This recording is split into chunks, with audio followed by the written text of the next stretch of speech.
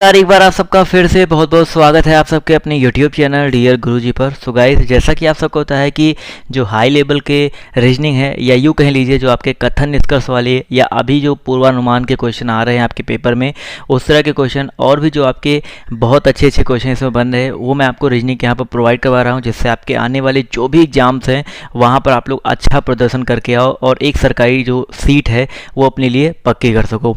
इसके अलावा दोस्तों, अगर आप डेली का क्विज देना चाहते हैं, डेली का करंट अफेयर देना चाहते हैं, फ्री का स्पीड टेस्ट देना चाहते हैं, तो ये हमारी वेबसाइट है jobserguide.in। यहाँ पर आप आकर के daily current affair quiz, daily mock test, daily का स्पीड टेस्ट आप दे सकते हैं, तो एक बार विजिट जरूर कीजिएगा। तो चलिए भाई शुरू करते हैं आज की वीडियो को। तो आज का जो पहला क्वेश्चन है वो आपके सामने ये रहा। क्या कह रहा है, नीचे दिए गए प्रश्न के अनुसार दिए गए दोनों कथनों को पढ़ें और तय करना आपको कि यहाँ पर तय करें कि प्रश्न का उत्तर देने के लिए कौन सा कथन पर्याप्त है। इस तरह का क्वेश्चन आपके पेपर में इस समय बहुत देखने को मिल रहा है। बहुत आसान क्वेश्चन होता है, बट आप लोग थोड़ा सा उसको पढ़ते नहीं हो बड़ा क्वेश्चन देख करके, और आप लोग यही गलती कर देते हो कि आप लोग पढ़ते नहीं हो। तो क्वेश्चन को जरूर पढ़ा करो। क्वेश्चन देखिए, यहाँ पर प्रश्न क्या कह रहा है कि विजय का जन्म किस वर्ष हुआ। अगर आपको विजय के जन्म के बारे में पता करना है तो यहाँ पर कथन कह रहा है, विजय इस समय अपनी माता से 24 साल छोटा है। विजय जो है अपनी माता से, देखिए जो विजय है वो अपनी माता से यानी कि अपनी मदर से 24 साल छोटा है। तो एक आपको ये इक्वेशन मिल जाएगा पहले कथन से। दूसरा कह रहा है, विजय का भाई जिसका जन्म सन 2000 में हुआ था वो अपनी माँ से 30 साल छोटा है। अब विजय का एक अन्य भाई आ गया, मान लेते हैं अजय है, वो कब हुआ था भाई, जो अपनी माँ से 30 साल छोटा है, जिसका जन्म 2000 में हुआ था। अब बताओ एक बार, अगर विजय का जन्म सन 2000 में हुआ था और विजय अपनी माँ से 30 साल छोटा है, तो विजय की माता का जो जन्म हुआ था वो 1970 में हुआ होगा, यही तो होगा ना। अब विजय की माता का ये पता चल गया कि विजय की माता कब पैदा हुई थी। कब पैदा हुई थी भाई, यहाँ पर 1970 ईस्वी में ये पैदा हुई थी। तो यहाँ पर अगर देखा जाए, अगर हमें निकालना है किसकी एज, हमें अगर निकालना है विजय का जन्म वर्ष निकालना है, तो हम लोग एक चीज़ निकाल सकते हैं कि भाई जो विजय, देखिए विजय अपनी माता से 24 साल क्या है, छोटा है। यानी कि विजय की माता की जो भी एज होगी, जैसे 1970 से अब आ गया है, तो अगर हम विजय का जन्म वर्ष, देखिए यहाँ पर हमें एक चीज़ यहाँ पर ध्यान दीजिएगा, हमें निकालना था क्या, जन्म वर्ष निकालना था, किस वर्ष हुआ है। तो अगर उनकी माता के जन्म वर्ष पता चल गया तो विजय का जन्म वर्ष आसानी से निकाल सकते हैं। विजय का जो भी जन्म वर्ष होगा वो आपका 1970 से 24 साल ज़्यादा का ही तो होगा। तो विजय का जन्म वर्ष कितना आ जाएगा, 1970 प्लस कितना हो जाएगा आपका 24, यानी कि 1994 आ जाएगा। तो हमें क्या कह रहा था कि भाई किस वर्ष हुआ है, तो हम लोग निकाल सकते हैं 1994 में हुआ है। लेकिन देखिए सिर्फ एक कथन से नहीं निकाला, हमको दोनों कथनों की आवश्यकता पड़ी है, इसलिए यहाँ पर ऑप्शन जो इसका डी है, यहाँ पर both statement first and second are sufficient, तो यहाँ पर दोनों कथन 1 और 2 पर्याप्त है, तो यहाँ पर ये करेक्ट होगा। समझ में आ गया ना। अगर लेकिन क्वेश्चन आपका यहाँ पर ये होता कि विजय की एज क्या है ये बताओ, तो यहाँ पर हमको दोनों कथन पर्याप्त नहीं होते। यहाँ पर जन्म वर्ष पूछा था, इसलिए दोनों कथन यहाँ पर पर्याप्त हो गए। समझ में आ गया ना। तो यहाँ पर इस तरह से इस क्वेश्चन का आंसर देना था। चलिए एक और क्वेश्चन देखते हैं। यहाँ पर देखिए ध्यान से क्या कह रहा है, 18 पेनों, देखिए प्रश्न यहाँ पर क्या कह रहा है, 18 पेनों की कुल लागत क्या होगी यदि इनमें से प्रत्येक पेन की कीमत समान है। अगर आपको 18 पेन की लागत निकालनी है और प्रत्येक पेन की कीमत समान है, तो कितने कथन पर्याप्त होंगे आपको ये बताना है। अब पहला कथन कह रहा है प्रत्येक पेन की लागत 1/4 50 रुपये है। प्रत्येक पेन की लागत का 1/4 जो है 50 रुपये है। अगर आपको यहाँ से पता चल जा रहा है प्रत्येक पेन की एक लागत का 1/4 50 रुपये है, यानी कि प्रत्येक पेन की लागत इसका 4 गुना हो जाएगा। तो प्रत्येक पेन की लागत कितनी आ जाएगी भाई, 200 रुपये आ गई। ये तो क्लियर हो गया ना।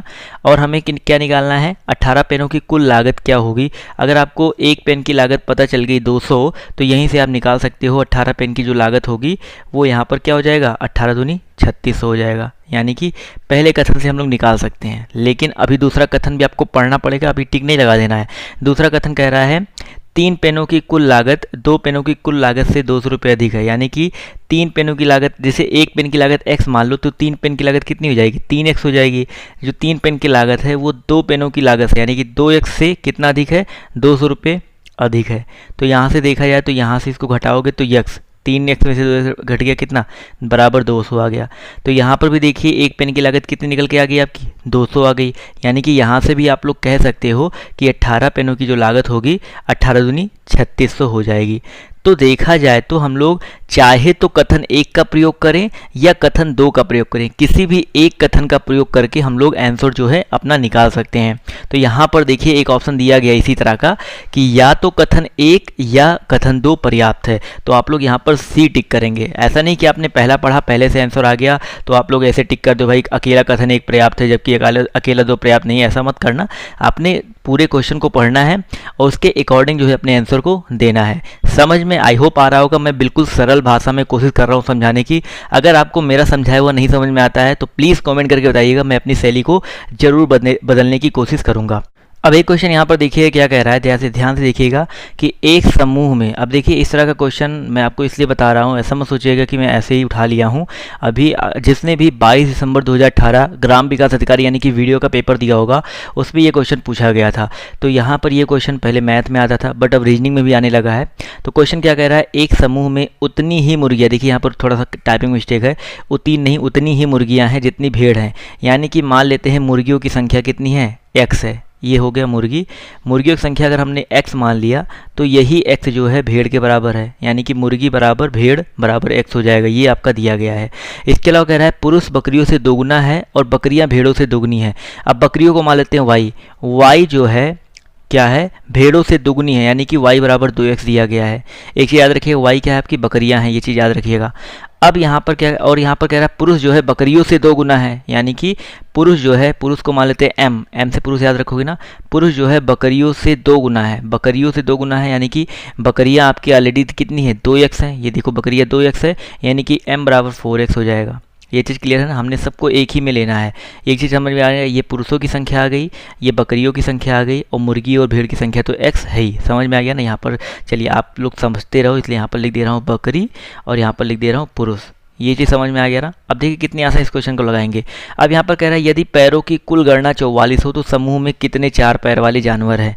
अब देखिए पैरों की कुल संख्या, यानी कि देखो कुल बकरियाँ कितनी हैं, कुल मुर्गियाँ कितनी हैं, x है, तो x वालों मुर्गियों की 2 पैर होंगे। भेड़ के कितने पैर होते हैं, 4 पैर होते हैं, यानी कि 4 गुणे x हो जाएगा। इसी तरह बकरियाँ कितनी है भैया, 2x है, यानी कि यहाँ पर प्लस लगाएंगे और इस 2x के, एक मिनट रुकिएगा, इस जो 2x है इस 2x के कितने पैर होंगे, 4 पैर होंगे। इसी तरह जो पुरुष हैं वो आपके 4x है, तो इस 4x के कितने पैर होंगे आपके 44 पैर होंगे, 4x के 2 पैर होंगे और सब कुछ जोड़ करके कितना आ रहा है 44 आ रहा है।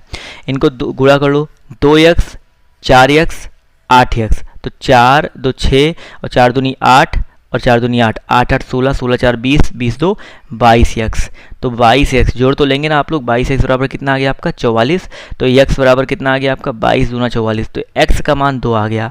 तो हमें क्या निकालना है, समूह में कितने 4 पैर वाले जानवर है। 4 पैर वाले जानवर देखिए बकरी यानी कि 2x और प्लस आपकी मुर्गी तो है नहीं, भेड़ है, भेड़ यानी कि x, तो टोटल आपके 3x जानवर जो हैं 4 पैर वाले हैं। x का मान कितना है 2 है, तो 3x बराबर कितना आ जाएगा आपका, 3x बराबर आ जाएगा 3 दूनी 6। तो 4 पैर वाले जानवर कितने भाई, समूह में 4 पैर वाले जानवर आपके 6 हैं। तो ऑप्शन जो इसका सी है वो यहाँ पर करेक्ट हो जाएगा। अच्छा क्वेश्चन था ना। तो देखिए काफ़ी लोग इसमें कंफ्यूज रहते हैं, लोग सोचते हैं कैलकुलेशन ना करना पड़े, लेकिन अगर आप थोड़ा सा दिमाग लगाओगे, थोड़ा सा माइंड को कॉन्सेंट्रेट रखोगे, एग्जाम में एक ही चीज़ पर फोकस रखोगे तो बहुत ही आसान होते हैं सारे क्वेश्चन, कुछ भी करना नहीं होता है। चलिए एक और क्वेश्चन आते हैं भाई आपके कथन, और ये शायद पूर्व धारणा से निहित है शायद। तो यहाँ पर क्या कह रहा है कि कथन कह रहा है केवल मरी हुई मछलियाँ प्रवाह के साथ जाती हैं। देखिए यहाँ पर कथन क्या कह रहा है, केवल मरी हुई मछलियाँ प्रवाह के साथ जाती हैं। और तो यहाँ पर पहला कथन जो निर्धारणा क्या कह रहा है, मछलियाँ प्रवाह के साथ तैर नहीं सकती। अब देखिए यहाँ पर कह रहा है केवल मरी हुई मछलियाँ जो हैं वो प्रवाह के साथ जाती हैं, यानी कि यहाँ पर अगर हम पहले कथन की बात करते हैं तो मछलियाँ प्रवाह के साथ तैर नहीं सकती, ऐसा कोई ज़रूरी नहीं है, क्योंकि अकॉर्डिंग टू द क्वेश्चन यहाँ पर अगर देखा जाए तो कथन जो कह रहा है आपका केवल मरी हुई मछलियाँ प्रवाह के साथ जाती हैं, तैरने की तो बात नहीं हो रही है। तो ऑप्शन जो इसका फर्स्ट है मछलियाँ प्रवाह के साथ तैर नहीं सकती, यहाँ पर गलत हो जाएगा। और सेकंड यहाँ पर कह रहा है सोचने और निर्णय लेने की प्रत्येक व्यक्ति में योग्यता होनी चाहिए। अगर हम बात करते हैं क्या बोलते हैं कथन धारणा 2 के बारे में, तो यहाँ पर जो धारणा 2 है ये अंतर्निहित हम मानेंगे। क्यों मानेंगे? देखिए यहाँ पर कह रहा है केवल मरी हुई मछलियाँ प्रवाह के साथ जाती हैं, यानी कि जो मरी हुई मछलियाँ होती हैं वो प्रवाह के साथ ही बहेंगी, क्योंकि उनके अंदर सोचने की क्षमता खत्म हो गई, निर्णय लेने की जो क्षमता है, योग्यता है, वो अब खत्म हो चुकी है। तो धारणा अगर हम 2 की बात करते हैं तो यहाँ पर ये करेक्ट हो सकता है। और धारणा 2 को देखिए आयोग ने भी सही माना था, इसलिए हम भी यहाँ पर सही मान रहे हैं, क्योंकि ये ऐसे क्वेश्चन होते हैं ना, कुछ लोग कोई और ऑप्शन सही मानेंगे, कुछ लोग कोई और ऑप्शन सही मानेंगे, बट आयोग ने ऑप्शन 2 को सही माना था, तो मैं भी आपको यहाँ पर ऑप्शन 2 बता रहा हूँ और मुझे भी लगता है कि हाँ सही हो सकता है। बट अगर देखा जाए अकॉर्डिंग टू द कथन तो यहाँ पर कोई भी सही नहीं है, बट यहाँ पर आयोग ने 2 माना था तो हम यहाँ पर 2 आपको बता रहे हैं। चलिए आते हैं एक और क्वेश्चन तरफ। यहाँ पर कथन यहाँ पर कह रहा है क्या होगा से बेहतर ओह। देखिए ध्यान से, कथन यहाँ पर क्या कह रहा है, क्या होगा से बेहतर ओह, ये कथन कह रहा है। अब इसको अगर हम इंग्लिश में पढ़ेंगे तो better an oops then what if, ये कहना चाह रहा है। और यहाँ पर धारणा कह रहा है कि समस्याओं को देखकर छोड़ने से पहले आपको प्रयास करना चाहिए। अब देखिए क्या होगा से बेहतर ओह, यानी कि आपका ये जो कथन है बहुत ही, आप थोड़ा सा डिटेल में इसको सोचिएगा। क्या होगा से बेहतर ओह, यानी कि क्या होगा इससे बेहतर है कि चलो एक बार करके देख ही लो। तो यहाँ पर क्या कह रहा है कि समस्याओं को देखकर छोड़ने से पहले आपको एक बार प्रयास करना चाहिए। तो यहाँ पर देखा जाए तो धारणा 1 के बारे में बात अगर हम करें और धारणा 2 पढ़ लेते हैं पहले। यदि आप असफल होते हैं तो भी आप सीखेंगे कि समस्या से कैसे निपटा नहीं जा सकता। तो यहाँ पर देखा जाए तो जो कथन कह रहा है, कथन से यहाँ पर कोई भी धारणा जो है अंतर्निहित नहीं हो रहा है। पहला कथन कह रहा है समस्याओं को देखकर छोड़ने से पहले आपको प्रयास करना चाहिए, ऐसा कोई मतलब कथन से अगर रिलेट किया जाए तो यहाँ पर ये अंतर्निहित नहीं है। इसी तरह अगर सेकंड की बात करते हैं तो सेकंड यहाँ पर कह रहा है यदि आप असफल होते हैं तो भी आप सीखेंगे कि समस्या से कैसे निपटा नहीं जा सकता। देखिए कैसे निपटा नहीं जा सकता, तो यहाँ पर देखा जाए तो दोनों जो कथन है आपके अंतर्निहित नहीं है। तो यहाँ पर नीदर एजम्पशन 1 और नॉट 2 इज इम्प्लीकेट, यानी कि ना तो धारणा 1 ना तो धारणा 2 अंतर्निहित है। तो इस तरह के क्वेश्चन में आपको क्या करना होता है ना, कि आपको देखना होता है कि कथन से कोई रिलेशन उसका बैठ रहा है, कोई धारणा कथन को क्या बोलते हैं एग्जैक्ट उसको सिद्ध कर रही है या नहीं कर रही है, बस आपको ये करना होता है। चलिए एक और क्वेश्चन पे आते हैं, ये आपका ब्लड रिलेशन। ये इसमें भी लोग बहुत ज़्यादा कंफ्यूज होते हैं, तो यहाँ पर ध्यान से देखिएगा। कह रहा मान लीजिए ए बी की बेटी है, बी सी की बेटी है, सी डी का भाई है, डी ई की माँ है, ई अगर मादा है तो ए ई से कैसे संबंधित है। देखिए ध्यान से यहाँ पर क्या कह रहा है, ए जो है बी की बेटी है, यानी कि ए बी की यहाँ पर बेटी हो गई, जो ए है वो बेटी हो गई। समझ में आ गया ना। इसके अलावा यहाँ पर क्या है भाई, बी जो है सी की बेटी है, जो बी है वो सी की बेटी है। थोड़ा सा क्वेश्चन मुझे ऊपर से आना चाहिए था, तो यहाँ पर सी हो गया, बी जो है ये सी की बेटी है, ये हो गया। इसके अलावा सी जो है वो डी का भाई है, सी जो है वो डी का भाई है। यहाँ पर एक तो पता चल गया, ये प्लस ये माइनस, और माइनस माइनस का मतलब फीमेल, प्लस का मतलब मेल, यहाँ पर भाई हो गया। इसके अलावा यहाँ पर देखिए कह रहा है कि डी जो है ई की माँ है, डी जो है ई की माँ है, यानी कि इसके नीचे आपके आ जाएंगे ई, क्या हो जाएगा भाई, ई की माँ है, यानी कि ये माइनस हो गया। उसके अलावा यहाँ पर कह रहा है ई जो है मादा, यानी कि ये भी आपका माइनस हो गया। तो ए ई से कैसे संबंधित है बताइए, ए और ई का क्या संबंध होगा। तो यहाँ पर आराम से हम कह सकते हैं कि ए भी मादा, ई भी मादा, यानी कि दोनों फीमेल हैं। तो ए और ई में क्या संबंध हो सकता है, या तो आपका देखिए भतीजा और भाई वाला ऑप्शन तो सीधे सीधे कट गया, या तो भतीजी होगी या तो बहन होगी। अब देखिए यहाँ पर एक जनरेशन का गैप है, तो आप आसानी से कह सकते हो कि बहन तो होगी नहीं, क्योंकि बहन उसी सेम जनरेशन में होती। तो आप इसको बिना सोचे आंसर लगा सकते हो भतीजी, यानी कि ऑप्शन जो इसका बी है सही हो जाएगा। इसीलिए अगर आप लोग ये एरो सिस्टम से लगाते हो ना, तो जनरेशन गैप से ही आप लोग आंसर का जो पता है लगा सकते हो। मान लीजिए अगर आपका 2 जनरेशन गैप होता तो पोता पोती या नाती का संबंध हो जाता। अब यहाँ पर एक जनरेशन का गैप है तो बहुत ज़्यादा भतीजी का संबंध होगा। और आप देख सकते हैं इस तरह से इस क्वेश्चन का आंसर देखिए कितनी आसानी से आपका आ गया। क्लियर है सर। तो ऑप्शन जो इसका बी है वो यहाँ पर करेक्ट हो जाएगा। अगला क्वेश्चन देखिए यहाँ पर क्या कह रहा है। यहाँ पर आपको दिया गया है 400 छात्रों के एक संस्थान में 3 विषय दिए गए हैं ए, बी और सी। उसमें पास प्रतिशत निम्न अनुसार दिया गया है। यहाँ पर ए का 16% है। ए का टोटल तो आपका देखा जाए तो 16 4 20 4 माफ़ कीजिएगा 16 4 20 4 24 3 27 ऐसे है। तो आप देख सकते हैं। अब यहाँ पर क्वेश्चन देखिए ध्यान से देखिए क्या कह रहा है कि कितने छात्रों ने बी और सी दोनों में पास पास किया है। अब देखिए बी आपका ये है और सी आपका ये है, और बी और सी में दोनों में कॉमन देखा जाए कौन सा है। देखिए बी और सी में, अब यहाँ पर एक चीज़ ध्यान रखिएगा, बी और सी में कॉमन क्या है पहले आपको ये निकालना है। तो यहाँ पर कुल छात्रों की संख्या भी निकालनी है। यहाँ पर ये जो दिया गया है ना, याद रखिएगा परसेंटेज दिया गया है और ये 400 छात्रों का परसेंटेज दिया गया है। तो संस्था में कुल छात्रों की संख्या कितनी है सर आपकी? 400। इसको देख करके आपको आंसर लगाना है, नहीं तो आप सोचो कि इनको गिन करके आप आंसर दे दो। तो यहाँ पर और ये आपका सारा का सारा जो दिया 16%, 4%, 4%, ये परसेंटेज दिया गया, याद रखिएगा। तो यहाँ पर देखिए बी और सी में दोनों में देखा जाए तो ये 5 और 4 जो है, देखिए ये वाला जो पोर्शन है आपका, ये वाला पोर्शन जो है आपका दोनों में कॉमन है, 5 और 4 दोनों में कॉमन है। तो यहाँ पर इस आंसर को हम लोग लेंगे 5 और 4 9%, यानी कि 400 का 9% कितना हो जाएगा? इसको हल कर लो, जो कर लीजिए। तो 0 0 कट गया, 9 चौका कितना आ गया आपका? 36 विद्यार्थी, यानी कि ऑप्शन जो इसका डी है 36, वो यहाँ पर बिल्कुल करेक्ट हो जाएगा। क्लियर है सर? तो यहाँ पर ये इसका करेक्ट आंसर हो गया। कि देखिए कितना आसान था। अभी आप लोग सोचते हैं परसेंटेज ये प्रतिशत ना पढ़े होते तो आप लोग सोचते 9 तो कहीं आ ही नहीं रहा है, तो आप और कुछ जोड़ना शुरू करते, हो सकते हैं आप लोग 21 ऐड कर देते, 21 में 3 ऐड कर देते, तो आप कहते यार चलो 27 वाला मिल रहा है तो इसको लगा दो। तो ऐसा नहीं करना है। समझ में आ गया ना? क्वेश्चन को ध्यान से पढ़ना है आपको। इसी तरह का एक क्वेश्चन देखिए, और इसी से रिलेटेड इसी में क्वेश्चन है कि कितने छात्र ऐसे हैं जो ए या बी पास हैं, यानी कि ए या बी पास है किंतु सी में जो है पास नहीं किया, यानी कि सी को पास नहीं किया है। तो यहाँ पर आप लोग ध्यान से देख सकते हो कि ए और बी में पास है लेकिन सी को पास नहीं किया। ये क्वेश्चन यहाँ पर देखिए बहुत अच्छा है भाई। ए या बी में पास छात्रों की संख्या पहले निकाल लो। ए या बी में पास छात्र जो है और सी में पास नहीं है, तो यहाँ पर 16 और ये 22, 16 और 22 तो है। इसके अलावा यहाँ पर और देखा जाए और क्या है, ये 4 भी है। तो टोटल ये 16, 4 और 22, ये जो है 16 + 4 और +22, ये सिर्फ ए या बी में पास है लेकिन सी से इनका कोई भी देखिए संबंध नहीं है। देखिए, लेकिन अगर हम 3 को लेते तो यहाँ का सी का संबंध हो जाता, 5 को लेते, 4 को लेते तो इनका सी से संबंध हो जाता। तो यहाँ पर 16, 4, 20 और 20 और 22 कितना हो जाएगा आपका? 42। तो ये 42% जो ऐसे छात्र हैं जो कि पास हैं, ए या बी में पास है लेकिन सी में पास नहीं है, तो इनका टोटल नंबर निकाल दो। तो 400 का 42%, तो 42/100 हो जाएगा। इनको हल कर लीजिए, कितना आ जाएगा? 4 दूनी 8, 4 चौका 16, यानी कि 168। तो ऑप्शन जो इसका सी है 168 छात्र जो है वो इसका करेक्ट आंसर हो जाएगा। क्लियर है सर?